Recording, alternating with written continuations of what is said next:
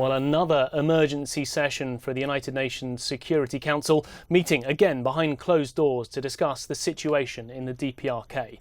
The US, Korea and Japan called this meeting to highlight, once again, the problems in the country. Now, after the meeting, they spoke about the fact that there was a sense of unity amongst all the council members, that they unanimously condemned the actions of the DPRK. Now, they say that there have been 22 violations so far this year, including 11 missile launches by the country, and those are violations that quite simply stand in disregard to the United Nations Security Council sanctions that have been placed against the DPRK, sanctions that have been in place since 2006.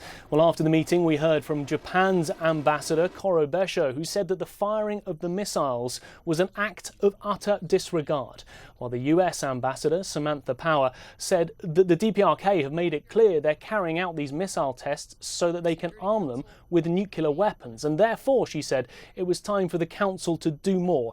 I would note that there were very strong and numerous voices in the room for doing more.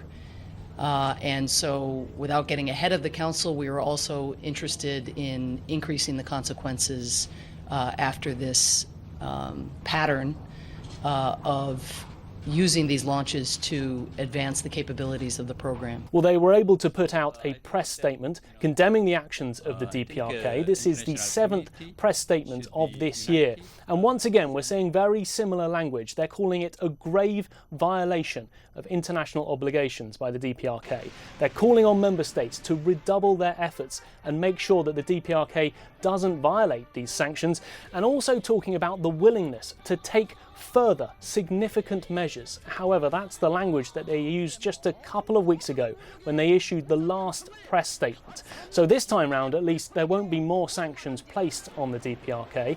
Back in March, the Council placed the strongest, toughest sanctions that they've ever placed against the country. There has been talk since then about whether they would up those even further. It's not happening this time round. They're putting out a press statement, and some people may suggest that the UN needs to do more to stop these missile tests from happening.